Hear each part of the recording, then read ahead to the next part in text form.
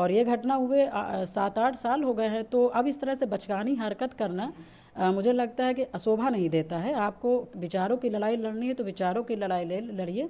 इस तरह की पर्सनल बातें जो कि इंसान जब ज़िंदगी जी ही नहीं रहा है, जब कुछ है ही नहीं है, तो उसके बारे में बात करने का मतलब कि जब आज आप दबी हुई चीज़ को वो कर रहे हो, जब हम जो चल रही है उसको हम बताएंगे तो आप क्या कहेंगे?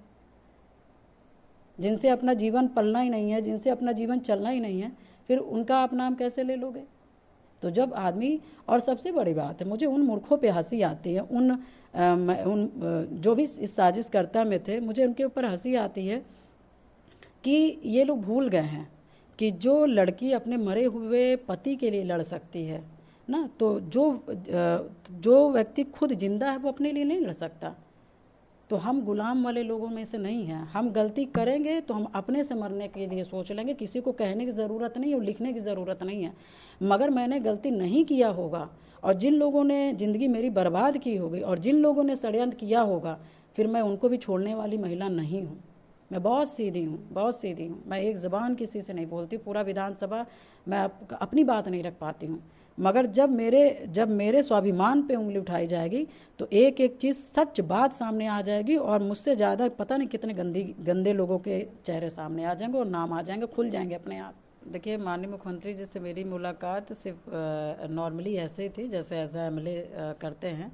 और बस जो मेरे क्षेत्र के काम हैं, जो बड़े बड़े काम थे, और जो काम नहीं नॉर्मल हो सकते हैं, उन काम के लिए मैं मिलने गई थी। और सदन के बाद जब ख़त्म होता है तो मैं एक बार जाती हूँ और अपने क्षेत्र का जो भी काम रहता है वो देने का काम करती हूँ।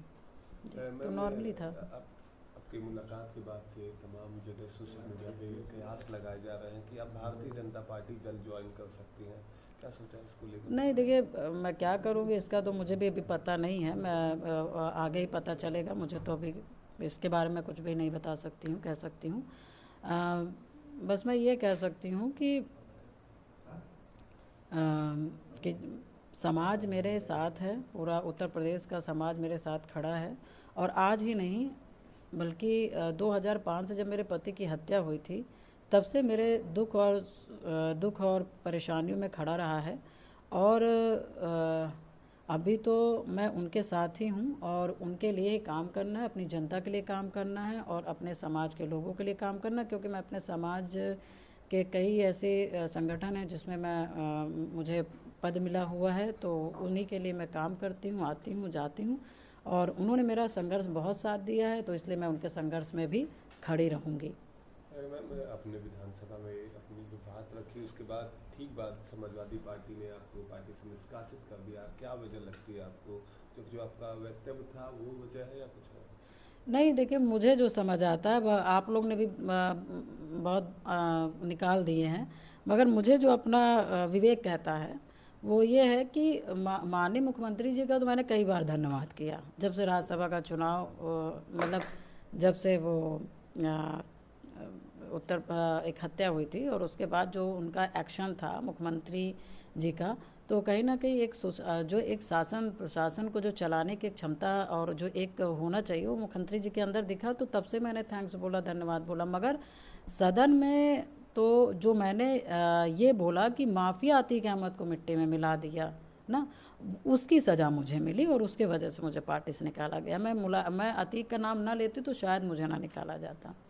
मगर वो मेरा दुश्मन है, उसने मेरी पूरी ज़िंदगी उजाड़ के रख दी। मैंने लोगों के लिए लड़ाई लड़ी, उत्तर प्रदेश की जनता की लड़ाई लड़ी जो उनसे पीड़ित थे, महिलाओं बेटियों के लड़ने का काम किया। मेरे साथ अत्याचार हुआ, मैंने लड़ने का काम किया, तो उसको तो मैं भूल पाऊँगी नहीं। तो जब मेरे दुख का, जब मेरे संघर्षों का जिक्र होगा, तो फिर अतीक अहमद कैसे उसमें से विलुप्त हो जाएंगे? अतीक अहमद तो विलुप्त नहीं हो जाएंगे ना, वो तो जब मैं विलुप्त होंगी तब वो फिर विलुप्त होंगे। मगर मैं जब तक जिंदा हूँ, मेरे संघर्ष में जिसने मेरे जीवन को बर्बाद किया है उसका नाम आएगा ही आएगा। मैम, पहले और आज की सरकार में क्या आप बदलाव देखती हैं? क्योंकि अब 20 साल से राजनीति में है, अपनी जो आपका मामला था उसको लेकर लगातार संघर्ष की, अब आप कहती हैं आपको इंसाफ मिला? देखिए, बिल्कुल आपने सही प्रश्न किया। पहले की सरकार में अब की सरकार में इतना अंतर है कि उत्तर प्रदेश में एक विधायक की हत्या होती है, और वो विधायक की हत्या होती है और उसके बाद उस विधायक की डेड बॉडी नहीं मिलती है।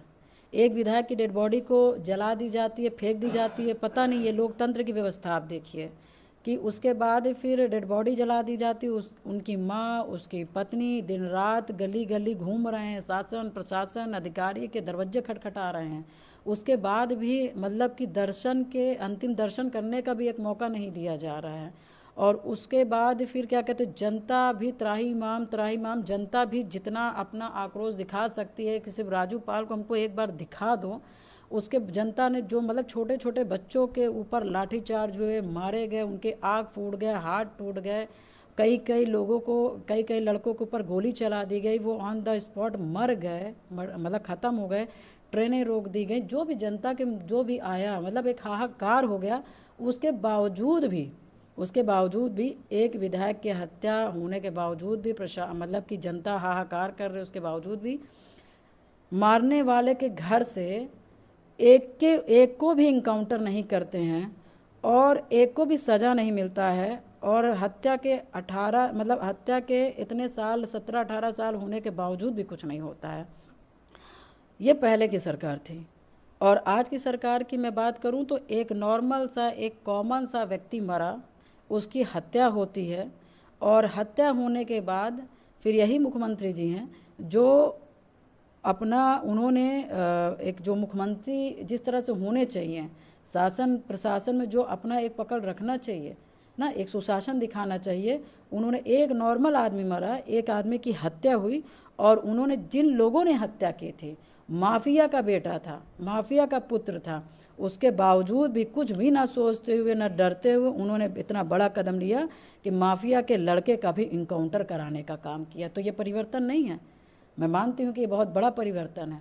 पहले की सरकारों में विधायक हत्या हो जाती थी तब एक्शन नहीं लिया जा सकता था। आज के डेट में एक नॉर्मल व्यक्ति की भी हत्या हो जाती है तो इनकाउंटर होता है, नहीं हो पाता है, नहीं पकड़ पाते तो हाफ इनकाउंटर होता है कि नहीं। और क्योंकि आप जिसने हत्या की, जिसने गोलियां चलाई, जिन्होंने मर्डर किया, उनको आप सज़ा नहीं दे पाएंगे तो कहीं ना कहीं उनका जब बल है, उनका जो मनोबल है वो बढ़ता है। वो एक कांड करने के बाद दूसरा कांड करने के बाद तीसरा कांड, क्योंकि उस कांड में वो सफल होते जाते हैं। और जैसे अपने अपने लोग अपने बिजनेस में सफल हो जाते हैं तो आदमी रुकता नहीं। इसी तरह से जो माफिया होते हैं, मर्डर करने के बाद इनको सज़ा नहीं मिलती है तो ये भी बढ़ते जाते हैं, ये भी अपने दुकान लगाते जाते हैं। तो मेरा अपना मानना है कि पहले की सरकार में आपकी सरकार में अंतर है अपराध को लेकर के। पहले की सरकारें थी, आप भी लगातार विधायक रही हैं, तो उनसे आपने अपनी पीड़ा नहीं बताई? क्या आपने कोई कार्रवाई की बात नहीं की क्योंकि आप विधायक थे? देखिए, सारी चीज़ें चलती रहीं।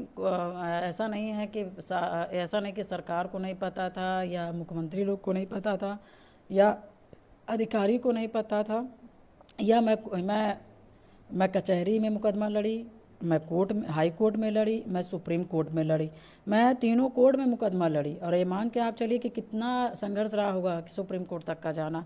तो ऐसा नहीं, जानकारी सबको सब थी। मुझे आपको लगता है कि मैं किसी से मिली ना होंगी, मैं रोई ना होंगी, मैं कहीं ना होंगी, मैंने प्रार्थना ना किया होगा। मगर सबसे बड़ी बात है कि मुख्यमंत्री के पद में किस तरह के लोग बैठे हैं, किस तरह के लोग बैठे हैं। अपराध को कम करने वाले में बैठे हैं कि अपराध को बढ़ाने वाले बैठे हैं, कि यार रहने दो, बच्चे हैं, बच्चों से गलतियां हो जाती हैं, ऐसे लोग बैठे हैं। तो मैं बस यही कहना चाहूँगी कि ये अपने अपने विवेक के ऊपर होता है कि अपने उत्तर प्रदेश को चलाना कैसे है। एक स्वच्छ शासन देना है, स्वच्छ प्रशासन देना है कि आपको बस राजनीति करनी है। एक आखिरी सवाल मैम, इन दिनों सोशल मीडिया पर तमाम जगह पोस्ट देखने को मिल रहे हैं जिसमें आपकी शादी पे सवाल खड़ा किया कहा जा रहा है कि पूजा पाल जी की शादी वर्मा समाज में हुई है, उन्हें वर्मा समाज का माना जाए। नहीं, कैसे आप मान लेंगे? आपने देखा होगा कि मैं राजनीति अकेले कर रही हूँ। और देखिए, सबसे बड़ी बात है कि वर्मा मान लिया जाए, वर्मा जी के आदमी जिंदगी चलाए भी तो आगे। क्या एक घटना होने से क्या आदमी रुक जाएगा? या किसी के षड्यंत्र का आदमी शिकार हो जाए तो क्या आदमी, हम जैसे वो जिलाना चाह रहे हैं हम जी लेंगे? ऐसा तो नहीं होता है। फिलहाल देखिए, ये जो शादी की बात हो रही, मैंने जिन लोग शादी की बात कर रहे, क्योंकि विपक्ष के पास अब कोई मौका नहीं है, कोई भी मतलब कि क्या कहेंगे कि जैसे एक राजनीतिक करने की वार नहीं है, तो उनको बस ये लग रहा है कि एक महिला को डाउन करना है तो आप बस उनके चरित्र पे बात कर लो। हम इनके चरित्र पे बात करने लगेंगे तो पता नहीं कितने लोगों के क्या खुल जाएंगे, पता ही नहीं चलेगा। मगर कोई शादी है, कोई अपराध नहीं है। मगर मैं इसलिए कहना चाहूँगी कि मैं पूजा पाल थी, हूँ और मरते दम तक रहूँगी, क्योंकि ये शादी एक ट्रैप था। और ट्रैप शादी ऐसी थी कि सांसद अतीक अहमद मेरी हत्या करवाना चाहते थे, मेरे पास प्रूफ है। मगर जब हत्या नहीं करवा पाए तो उनको लगा उसी में, क्योंकि मेरे परिवार के कुछ लोग हैं जो अतीक की चाटुकारिता शुरू से करते थे। और वो जब मैंने राजू पाल जी की जब मैंने सीबीआई जांच करवाई और जब आर्डर हुआ तो उनको लगा कि अब मैं इनके साथ जुड़ करके मैं भी हाईलाइट हो जाऊं और मैं भी राजनीति में आ सकता हूं। तो उन्होंने समाज को घेर करके वो हमसे मुलाकात किए और हमसे मिले भी। और जब मुलाकात हुई, जब मिले, तो उसके बाद फिर अतीक और इनके प्लानिंग थी कि पूजा पाल को, क्योंकि राजू पाल जी की हत्या करके पूरे पाल में हाहाकार हो गया। अतीक अहमद की कुर्सी गई, फिर आई नहीं, तो उसकी पत्नी की हत्या करना भी छोटी बात नहीं होगी। तो हत्या का प्लानिंग हटा करके मुझे राजनीतिक मेरी हत्या करना चाहे। और जब इन्होंने कहा कि ऐसा है कि कोई और कहेगा तो कुछ नहीं होगा, तुम इमोशनल करो, इन्होंने फिर मेरे परिवार के एक भाई हैं जो अतीक से टच रहते थे, उन्होंने उधर भी मिले थे, इधर भी मिले और पब्लिक को गुमराह किया, प्रशासन को गुमराह किया, सरकार को गुमराह किया। गुमराह करते हुए उन्होंने क्या कहते हैं, शादी का इन्होंने एक रचा। और मतलब 6 महीना तक, क्योंकि मैं नहीं कर, जो लड़की 2005 से लेकर के 2017 तक शादी नहीं की, उसको अभी क्या वो हो जाएगा कि शादी करने के लिए पगला जाएगी।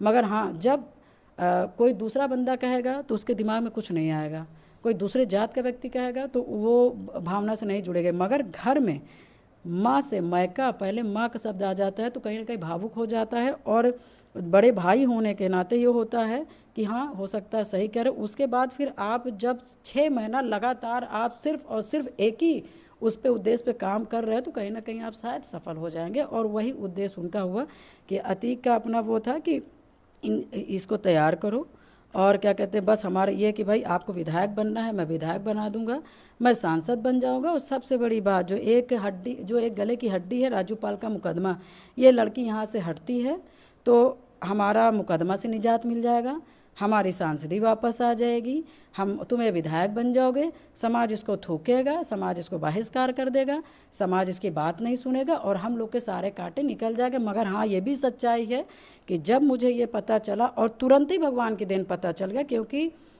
क्योंकि मैंने एक देखा है कि हम जैसे लोग को सिर्फ आप थोड़े दिन तक का परेशान कर सकते हो मगर अपने मिशन से हटा नहीं सकते। मुझे जैसे पता चला कि उन्होंने कि मेरे से कहा गया कि अपना मुकदमा भाई दे दो, मैं मुकदमा लड़ूंगा।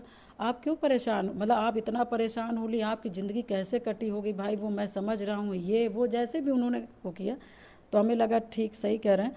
उसके बाद जब मुझे जैसे पता चला कि मेरे साथ ये मतलब कि षड्यंत्र है, तो मैंने इस शादी का तुरंत विखंडन किया, तुरंत तत्काल प्रभाव से। 18 में हुआ, 18 में मैंने अप्लाई किया।